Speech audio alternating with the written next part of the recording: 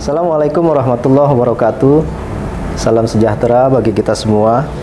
Layanan kesehatan menjadi sektor penyangga dalam rangka penetrasi bisnis di dalam dunia usaha. Rumah sakit sebagai salah satu wadah dalam layanan kesehatan menjadi tempat harapan bagi seluruh sektor industri dalam menopang kesehatan para SDM untuk berkarya dengan lebih baik. Sejauh mana rumah sakit swasta hadir memberikan layanan kesehatan dalam rangka mendukung kesehatan nasional? Kali ini kami telah bersama dengan Direktur PT Indo Husada Utama, Dr. Gigi Abdul Firman MBA, yang mana beliau membawahi Rumah Sakit Rajak Hospital yang telah memiliki cabang di beberapa wilayah di sekitar Jabodetabek. Untuk itu, mari ikuti bersama perbincangan kita dengan beliau. Assalamualaikum warahmatullahi wabarakatuh. Dokter, apa kabarnya dok? Alhamdulillah. Baik dok, seperti yang tadi di awal kami sampaikan bahwasanya seperti apa sih rumah sakit swasta ini menopang dalam rangka menopang kesehatan nasional khususnya di Indonesia, yang mana rumah sakit Rajak seperti diketahui sudah ada beberapa cabang nih ya dok ya di wilayah Jabodetabek. Nah, mungkin ada beberapa hal dok yang bisa menjadi informasi positif bagi masyarakat di luar sana, khususnya masyarakat di sekitar Jabodetabek dok. Terkait dengan hal itu, ada beberapa pertanyaan yang ingin mungkin disampaikan dok. Bagaimana Dokter Firman melihat layanan kesehatan untuk saat ini di Indonesia dok, secara umum? Ya, terima kasih. Memang kalau kita lihat ya, sekarang ini layanan kesehatan itu merupakan suatu hal primer ya, sudah pasti, dan itu dibutuhkan oleh setiap lapisan masyarakat. Jadi baik yang mampu, yang tidak mampu, atau kurang mampu, pasti semuanya butuh layanan kesehatan. Dan dengan jumlah penduduk Indonesia yang 285 juta, hampir 295 juta ini, yang pasti tidak mungkin dilayani oleh hanya rumah sakit yang dimiliki oleh pemerintah. Karena itu peran serta swasta ini juga sangat penting. Siap. Memang dari awal berdirinya Republik ini sampai saat Orde Lama, Orde Baru, bahkan sekarang reformasi ya, itu memang peran serta swasta ini terus digalakkan. Bahkan sempat ada wacana untuk membolehkan investasi asing ke Indonesia, khususnya di bidang rumah sakit atau kesehatan. Tapi memang ya investasi asing ini ya kita harus agak berhati-hati juga. Kenapa? Karena ya tetap yang namanya kesehatan itu kan bukan hanya melulu tentang keuntungan, bukan hanya melulu tentang kapitalisasi, ya, tapi juga ada unsur sosialnya, dan unsur sosial itu yang harus juga dijaga. Jadi harus bisa melayani seluruh lapisan masyarakat tanpa melihat apapun latar belakangnya, mau ekonomi lemah, ekonomi sedang, ekonomi kuat, ya harus tetap bisa dilayani dengan baik untuk semuanya. Tapi dokter, jika ditanyakan, setuju nggak sih kalau misalkan layanan kesehatan ini seperti rumah sakit masuk dalam lingkup industri kesehatan dok? Kalau dikatakan industri ya sudah pasti. Sudah pasti ya dok? Ya karena industri itu kan suatu hal yang terintegrasi. Ya. Artinya apalagi sekarang pelayanan kesehatan itu kan bukan hanya rumah sakit, tapi dimulai dari yang namanya fasilitas kesehatan tingkat pertama atau FKTP ya. Siap. Jadi kalau dulu mungkin istilahnya klinik atau puskesmas, ya sekarang ini yang melayani mereka.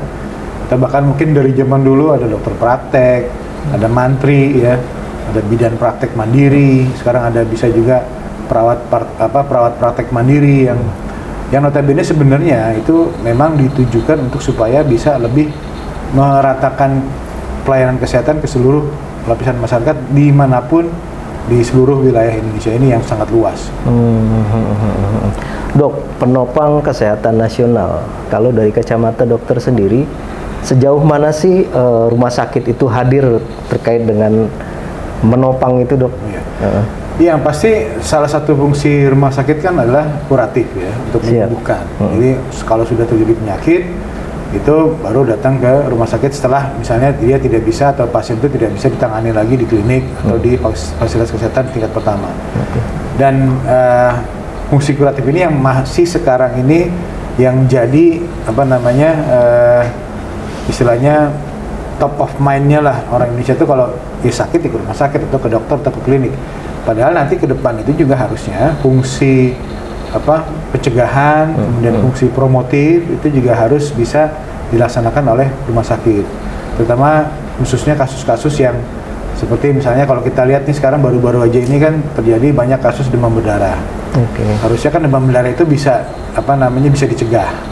Jadi jangan sampai sudah kena baru orang harus ke rumah sakit untuk dirawat. Padahal untuk dulu kan kita sering ingat tuh ada misalnya dengan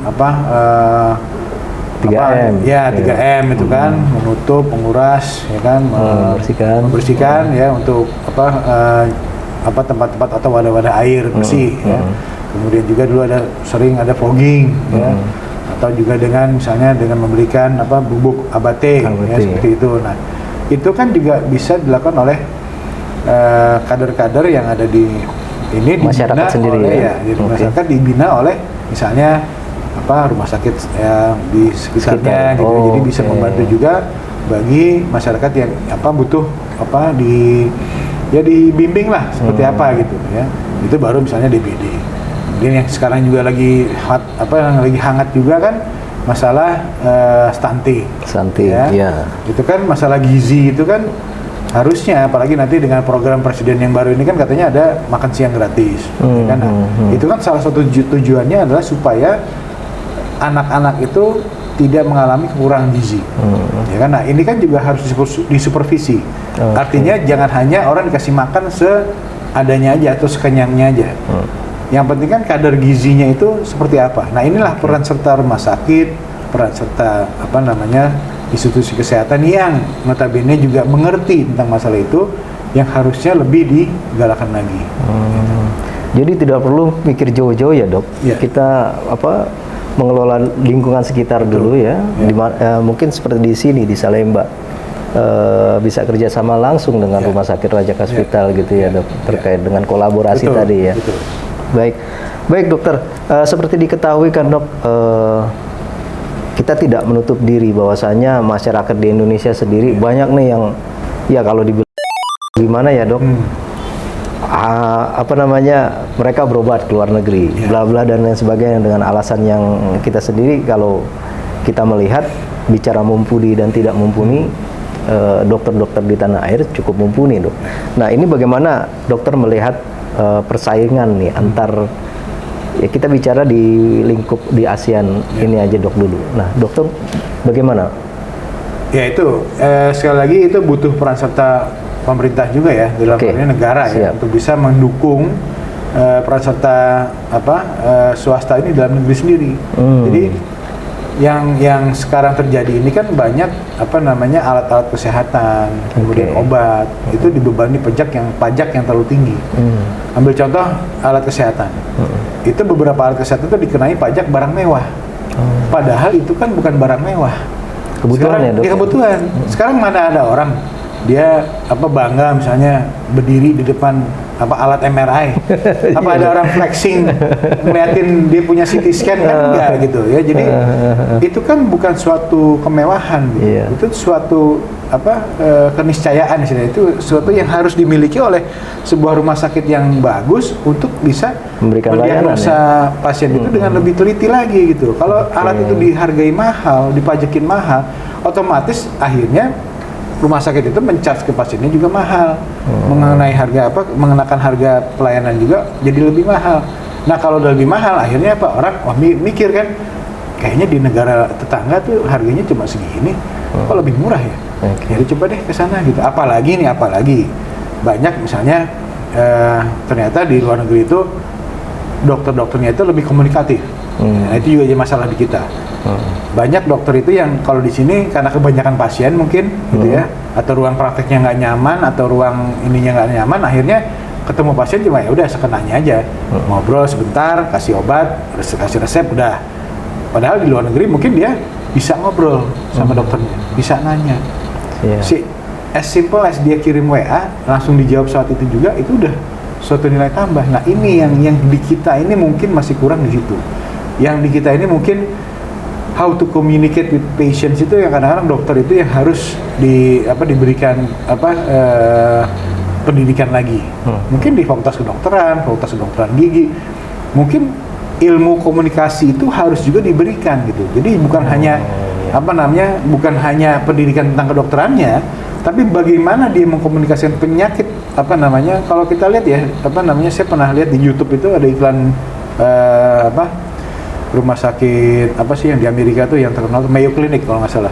Itu dokternya menjelaskan tentang kalau kita di sini kalau ada pasien datang, kita bukan hanya menjelaskan tentang penyakitnya, tapi bagaimana nanti dia hidup dengan penyakit itu, bagaimana dia setelah sembuh, bagaimana dia bisa hidup dengan atau keluarganya bagaimana hidup dengan orang yang dengan menderita penyakit tersebut, sehingga keluarganya juga bisa mensupport. Nah itu yang juga mungkin kurang di sini. Jadi makanya tadi kenapa masih banyak orang yang memilih ke luar negeri sebagai pilihan, karena tadi itu hanya sebatas masalah komunikasi kadang-kadang.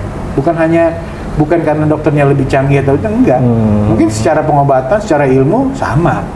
Tapi tadi di luar negeri dia bisa ngobrol. Dia bisa curhat lah istilahnya, dia bisa cerita apapun yang dia pengen ceritain ke dokternya dan dokternya mau dengerin. Seperti itu.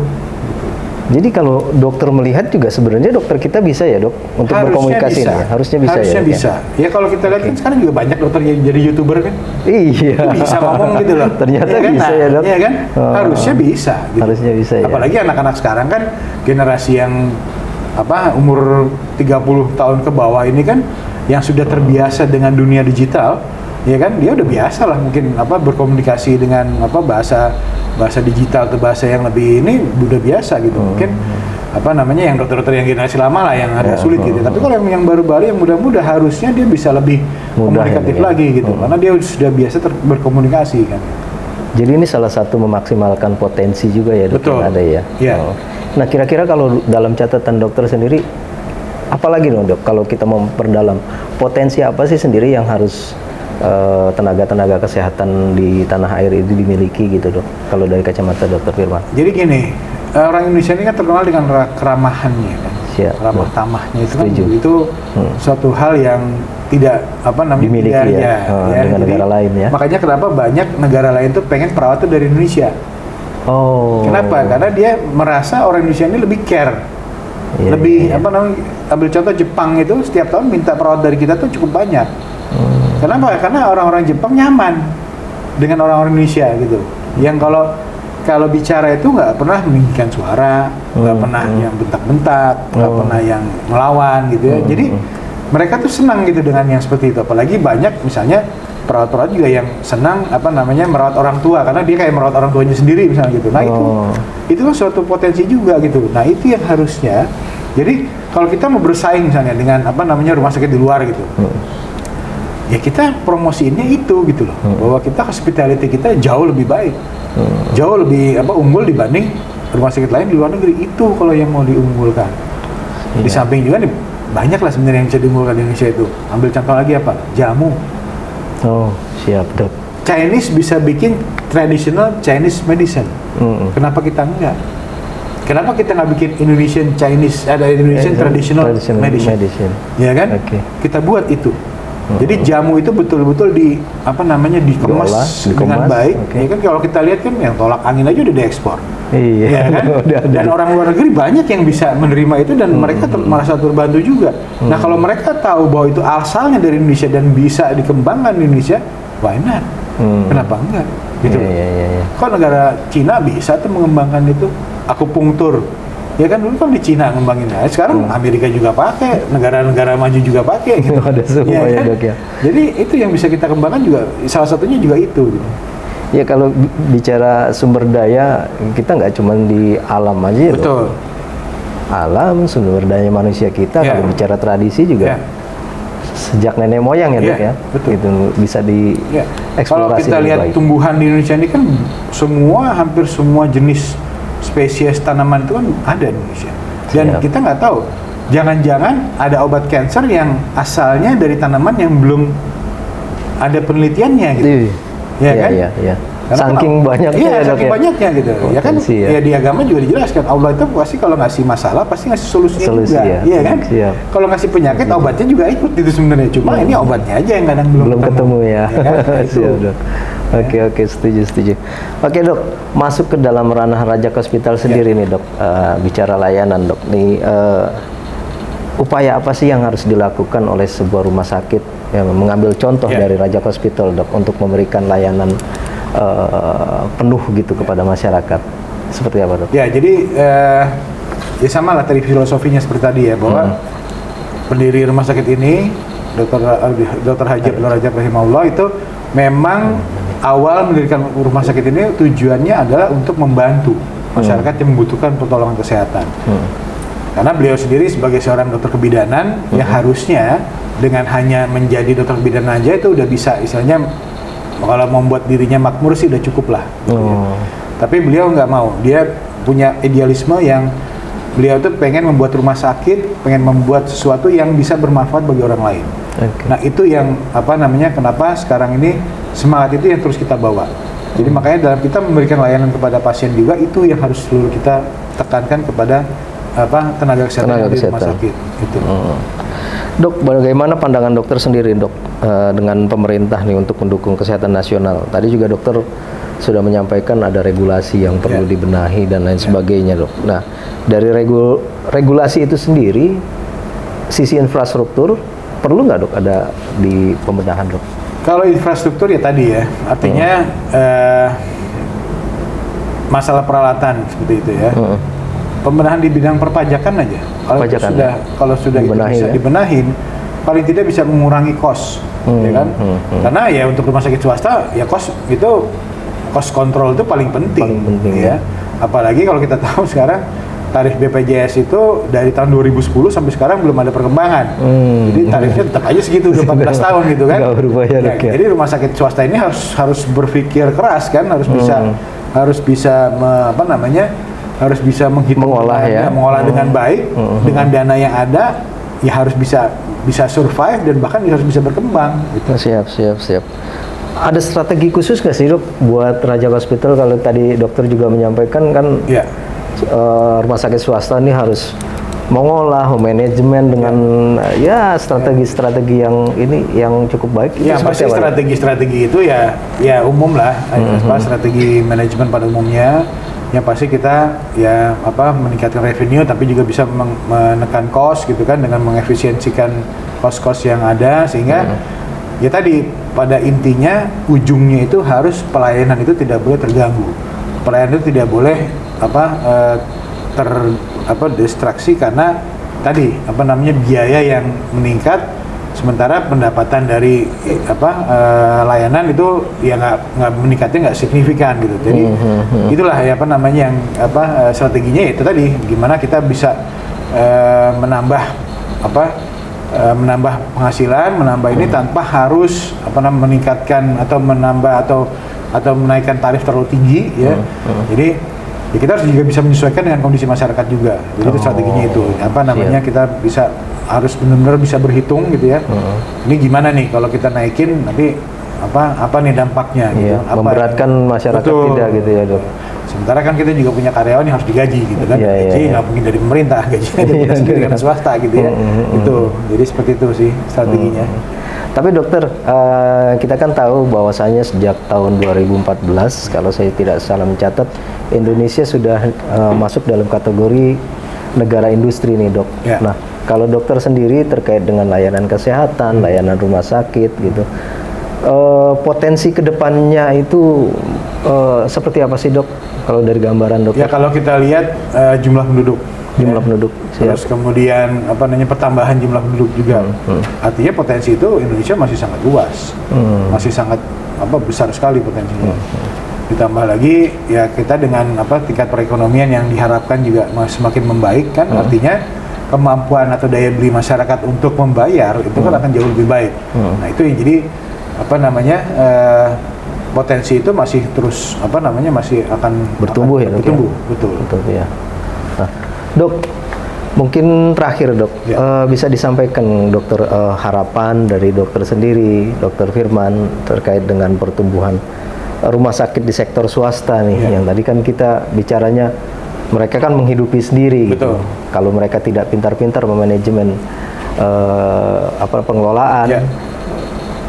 akan sangat sulit Ya, untuk berjalan pasti. ke depan Ya. gitu. Nah, terkait dengan regulasi dan tata kelola ini seperti apa harapannya, Dok?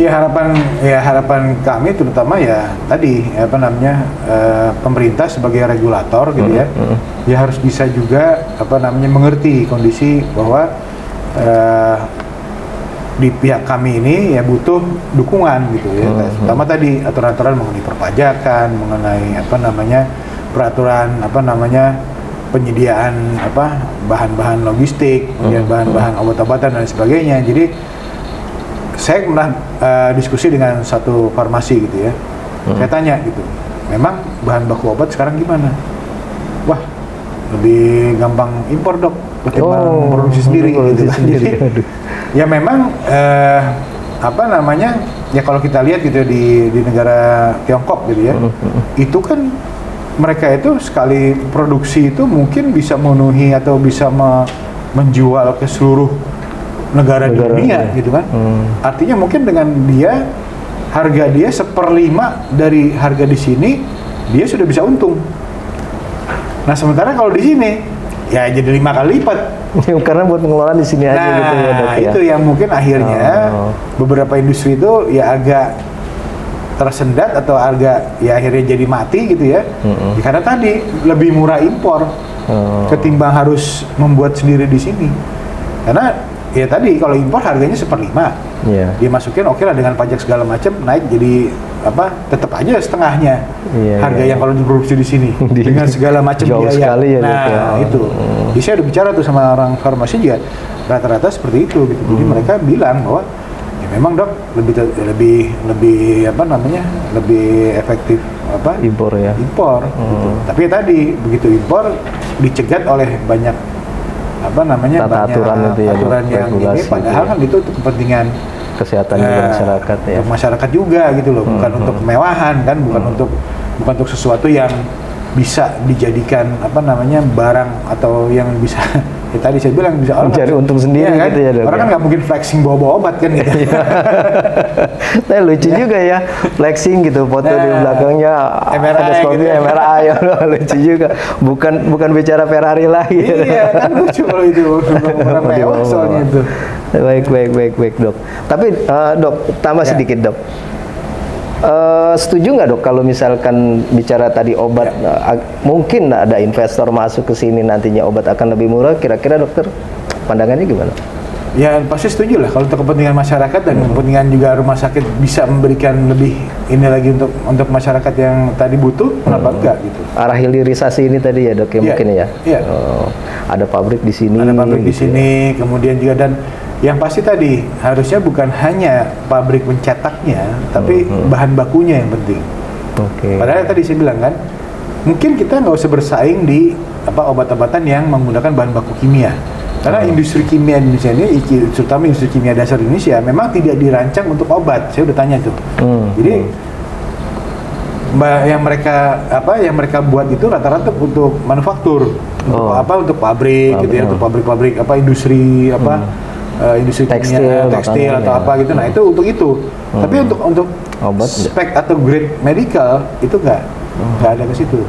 Jadi makanya agak sulit gitu loh untuk untuk membuat itu, kecuali dari awal memang industri kimia dasarnya sudah dipecah seperti di Korea Selatan. Sudah dipecah misalnya ini waktu dibuat ini untuk obat, ini untuk pabrik ini, untuk pabrik ini, untuk pabrik ini. Jadi di satu pabrik itu mereka bisa punya line produksi untuk semuanya. Nah itu yang harusnya kita tuh dari awal sudah berpikir ke situ, supaya apa? Paling tidak kita bisa swasembada, bisa punya sendiri nih, jadi nggak bergantung sama produk luar. Karena kalau misalnya nanti ya katakanlah misalnya ada perang atau apa, negara itu butuh, dia kan nggak akan ekspor. Pasti dia pentingin kebutuhan negaranya dulu kan. Nah kalau kita mengandalkan itu, kita nggak bisa produksi sendiri, kita nggak siap ya. Mereka lagi butuh buat diri sendiri juga, ya kan susah kayak gitu. Berarti kembali lagi sumber daya alam kita besar. Nah, padahal kita punya sumber daya alamnya untuk itu. Oke. Bisa malah kayak sekarang nikel misalnya gitu. Iya. Diambil buat baterai mobil listrik, ya kan dibikinnya di luar. Iya, pulang di sini jadi baterai. Iya kan? Harganya lebih Dan mahal. biasanya harganya lebih mahal. Sementara kalau di sini beli baterai mobil listrik harganya jadi lebih gila-gilaan. Gitu. Kalau tadi negaranya di sana perang, Iya. nggak bisa ekspor, ya udah. Kita cuma Gigit punya jari, nikel kan? doang ya. Nggak bisa apa-apa Oke, gitu. oke. Jadi memang hilirisasi perlu juga ya, Perlu. Dok ya. Saya rasa perlu. Baik, Dokter Firman, terima kasih atas waktunya, Dok, Sama-sama, terima atas memberikan informasi kepada masyarakat luas. Ya. Harapannya dengan perbincangan wawancara kita kali ini bisa menjadi informasi positif yang bermanfaat bagi masyarakat banyak, Dok. Terima kasih. Terutama bagi mereka yang membutuhkan layanan kesehatan. Ya. Rajak Hospital hadir di beberapa kota di Jabodetabek ya, Dok kita ya. ada di Salemba, Jakarta ada 2 ya, di Salemba dan Cengkareng, di Jakarta Pusat dan Jakarta Barat. Kemudian ada di Bogor itu di Cilengsi, kemudian ada di Kabupaten Bekasi itu ada di Cibitung dan di Cikarang, Yap. kemudian ada di Purwakarta, Baik. Kabupaten Purwakarta. Bisa dicatat para pemirsa tempat-tempat atau titik-titik di mana Rajak Hospital hadir. Ya. Demikian perbincangan kami dengan Direktur Utama PT Indo Husada Utama, Dr. Gigi Abdul Firman MBA. Semoga perbincangan kita kali ini memberikan informasi yang positif, manfaat kepada masyarakat luas. Terus ikuti channel kami untuk mendapatkan informasi-informasi lanjutan di episode-episode selanjutnya. Assalamualaikum warahmatullahi wabarakatuh.